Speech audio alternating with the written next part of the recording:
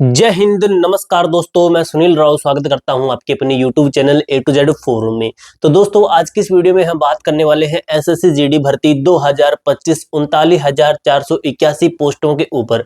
तो भाई बच्चों के सबसे बड़े डाउट ये है कि सर इस बार कंपटीशन क्या है, और इससे बड़ा डाउट ये है कि सर जो इस बार हमें फर्स्ट चॉइस कितने नंबर पर मिलेगी, यानी कि टारगेट स्कोर हमारा क्या होना चाहिए। भाई आपको मैं एक चीज बता दूं, जो नए बच्चे हैं या फिर जो पुराने बच्चे हैं, जो पुराने बच्चे हैं उनको तो पता है, जो नए बच्चे ना वो देखिए भी अभी एसएसएफ की आपकी कट ऑफ कितनी गई है, 160 के लगभग आपकी कट ऑफ है। तो आपको क्या लगता है कि आपको 160 का टारगेट लेना है? बिल्कुल गलत। ये आपका कैसे है, ये आपका विद नॉर्मलाइजेशन की है, ये विद नॉर्मलाइजेशन की है। और काफी ऐसे बच्चे भी होंगे जिनका एनसीसी का भी होगा। अब एनसीसी का तो हम चलो नहीं काउंट करते, लेकिन नॉर्मलाइजेशन के हम कम से कम कितनी काउंट कर लेते हो, तो वो दोस्तों यानी कि नॉर्मलाइजेशन के साथ में ये स्कोर है।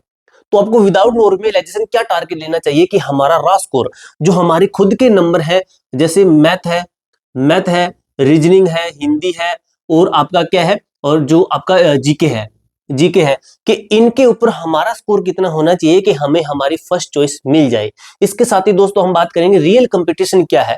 भाई आपने अभी कंपटीशन निकाला होगा, आपने कंपटीशन में आपको बता दूं कितना निकाला होगा। आपने कंपटीशन निकाला होगा 133 बच्चे हैं जो कि एक सीट के लिए लड़ेंगे, यानी कि एक सीट के लिए एग्जाम में बैठेंगे। तो आपने पर सीट कंपटीशन ऐसे निकाला होगा, लेकिन जो आपको मैं रियल कंपटीशन बताऊंगा ना, तो वो आपका कैसे निकलेगा, वो निकलेगा कि एक सीट के ऊपर 68 बच्चे, सिर्फ एक सीट के ऊपर 68 बच्चे। ये तो दोस्तों इससे भी कम हो सकता है, इससे भी कम होगा, ये तो मैंने आपको ज्यादा बताया है।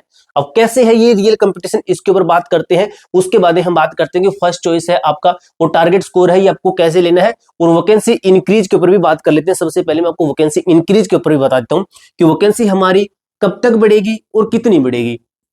तो दोस्तों ये तो क्लियर है कि आपकी वैकेंसी बढ़ेगी, ये तो मैं लिख के देता हूं आपको कि 99.99% आपकी वैकेंसी बढ़ेगी। अब बढ़ेगी कब तक, तो दोस्तों बढ़ने का कोई पता नहीं, कब वैकेंसी बढ़ जाए, 1 घंटे बाद में अभी बढ़ जाए, या फिर आपका 6 महीने बाद में बढ़े, या फिर एग्जाम के नजदीक बढ़े। तो हो सकता है कि एग्जाम के लगभग आपकी वैकेंसी बढ़े। बढ़ कितनी सकती है? 39,481 आपकी टोटल अभी वैकेंसी है। तो ये दोस्तों बढ़कर हमारे अनुसार कितनी जा सकती है, तो 50,000 प्लस आपकी वैकेंसी रहेगी। यानी कि आप ये मानिए कि 50,000 समथिंग आपकी वैकेंसी जा सकती है। क्योंकि अब बच्चे कहते हैं कि आप सर आपने कम बताई है, तो कम क्यों बताई है? मैंने कम इसलिए बताई है, जीडी 2026-27 इसके अंदर भी देना है, इसका कोटा भी रखना है, इसलिए इस वैकेंसी को इतना बढ़ा सकते हैं। लेकिन इसके अंदर भी तो वैकेंसी आएगी, अब इसके अंदर कितनी आएगी उसके ऊपर हम बाद में बातें करेंगे। अब दोस्तों बात आती है कि हमारा रियल कंपटीशन क्या है। तो दोस्तों अब आपके टोटल फॉर्म कितने भरे गए हैं, तो फॉर्म भरे गए हैं 52,69,69,000 और पूरे 500, इतने फॉर्म भरे गए हैं आपके, इतने फॉर्म है। अब दोस्तों मैं ये पर सीट कंपटीशन अगर निकालूं कि मैं 39,481 पोस्ट हैं, तो ये निकलता है एक सीट के ऊपर 133 बच्चे, यानी कि एक सीट के ऊपर 133 बच्चे। अब दोस्तों सॉरी भाई, तो ये आपका फर्स्ट है।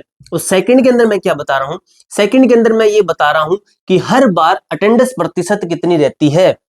इतने बच्चे एग्जाम कभी नहीं देते हैं। एग्जाम कितने देते हैं, तो एग्जाम देते हैं 65% से लेकर 70% तक बच्चे ही एग्जाम देते हैं। अभी आपको मैं जैसे बता दूं, एमटीएस का देख लीजिए, भी एमटीएस के अंदर कितने दिए थे, एमटीएस के अंदर सिर्फ 39% बच्चों ने एग्जाम दिया था।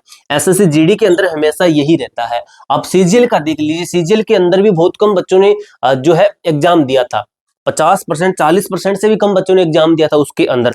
तो भाई ये आपकी टोटल अटेंडेंस प्रतिशत रहती है। अब मैं सेकंड कैसे निकाल रहा हूं कंपटीशन, पर सीट कंपटीशन, तो सेकंड का मैं ऐसे निकाल रहा हूं वैकेंसी बढ़ने के बाद में। जैसे मैंने निकाला 52,69,500 और वैकेंसी बढ़ेगी, मैंने बताया कि 50,000 प्लस वैकेंसी बढ़ेगी। फिर कितना निकलता है, अगर वैकेंसी बढ़ती है, टोटल फॉर्म तो अभी इतने मान रहा हूं मैं, लेकिन ये तो बच्चे सभी एग्जाम देने तो नहीं जाएंगे, लेकिन फिर भी मैं आपको बता रहा हूं कि पर सीट कंपटीशन ऐसे भी है। तो ये बनते हैं आपके 105 एक सीट के ऊपर, यानी कि 105 बच्चे एक सीट के ऊपर। अगर ये 52 लाख के 52 लाख जाते हैं, तो 52,69,000 सभी के सभी जाते हैं, तो लेकिन ये इतने नहीं जाएंगे।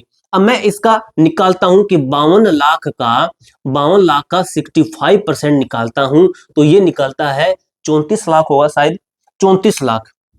अब पूरा डाटा नहीं लिखूंगा, आपका टाइम वेस्ट होगा। तो 34 लाख मैंने मान लिया कि 34 लाख बच्चे तो एग्जाम देंगे ही, यानी कि आपका 65 भी हो सकता है, 60 भी हो सकता है, 70 भी हो सकता है, लेकिन मैंने 65 ही मान लिया कि चलो 65% मानते हैं कि 34 लाख बच्चे एग्जाम देंगे।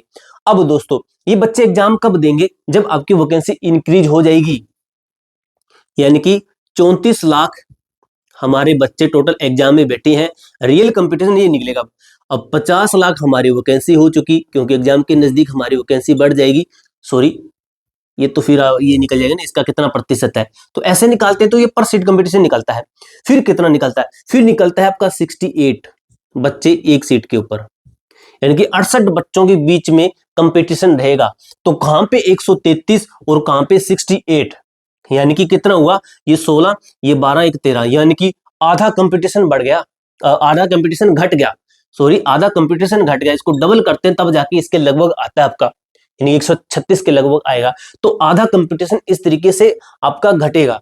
अब दोस्तों इस कंपटीशन से कम रहेगा, क्योंकि वैकेंसी आपकी 55 हो सकती है, 52 हो सकती है, तो अब ये भी हो सकता है इससे भी कम हो, लेकिन ये कंपटीशन आपका लगभग यही देखने को मिलेगा। फिर बात आती है कि सिलेक्शन किसका होगा। तो दोस्तों आपको मैं बता दूं, जो बच्चे अभी अपने सिलेबस को पहले कवर करेंगे, जैसे मैंने अपना सिलेबस कवर किया, एग्जाम के नजदीक, आपको पता है एग्जाम डेट क्या है, उसके लगभग आपको 1 महीने पहले से ही आपको सिलेबस कवर कर देना है। उसके 1 महीने पहले सिलेबस कवर कर देना है। उसके बाद में आपको लेना है मॉक टेस्ट का सहारा, जो कि आप अपनी मर्जी के प्लेटफॉर्म या बुक किसी ऑनलाइन प्लेटफॉर्म से लगा सकते हो, वो आपकी मर्जी है। तो जो मॉक टेस्ट लगाएगा ना, तो मैं कहता हूं उसको 50% तक का बेनिफिट होगा, 50% तक का बेनिफिट। तो मॉक टेस्ट आप अपनी मर्जी के हिसाब से कहीं से भी लगा लेना, कोई प्रॉब्लम नहीं है, बस आप सेटिस्फाई होने चाहिए उस मॉक टेस्ट के अंदर। अब दोस्तों फाइनली बात आती है कि फर्स्ट चॉइस कितने नंबर पर और टारगेट स्कोर क्या है। तो दोस्तों ये मैं आपको स्टेट वाइज बताना चाहूंगा, जैसे 28 राज्यों का कैसे है, प्लस में 8 यूटी का कैसे है, प्लस में ऑल कैटेगरी वाइज, जैसे जनरल है, ओबीसी है, एससी है, एसटी है, मेल है, फीमेल है। तो इस तरीके से बताऊंगा ना, तब भाई बात का मजा है। अदरवाइज जैसे मैं आपको जनरल ओबीसी का बता दूं, जो उड़ीसा पश्चिम बंगाल वाले हैं, गुजरात वाले, महाराष्ट्र वाले हैं, तो वो कहेंगे तो भाई सर ये तो हाई है हमारे लिए, तो उनके लिए मैं उनका ही बताऊंगा। हरियाणा, राजस्थान, यूपी, बिहार वालों के उनका उनका बताऊंगा मैं। तो इसलिए दोस्तों नेक्स्ट वीडियो में लेके आऊंगा ना, वो इसके ऊपर होगी प्रॉपर उसके अंदर मैं आपको टारगेट स्कोर बताऊंगी, इतना आपका टारगेट स्कोर होना चाहिए, और जो कि आपका फाइनल सिलेक्शन तक पहुंचा सकता है। वैसे हम बात करेंगे कि फिजिकल क्वालिफाई की, क्योंकि फिजिकल के अंदर इस बार सिर्फ और सिर्फ 15 से 20% बच्चे ही पास हो पाए थे। जितने बच्चों को बुलाया था उसमें 15-20% बच्चे ही फिजिकल के अंदर पास हो पाए थे, यानी कि फिजिकल भी गेम चेंजर होता है, एग्जाम तो है ही। अब दोस्तों पूरी जानकारी आपको मैंने अच्छे तरीके से क्लियर की है। इसके अलावा आपका कोई भी डाउट, कोई भी क्वेरी रहती है ना, तो कमेंट बॉक्स में पूछ सकते हो। तो मिलते हैं दोस्तों नेक्स्ट वीडियो के अंदर, तब तक के लिए जय हिंद, जय भारत।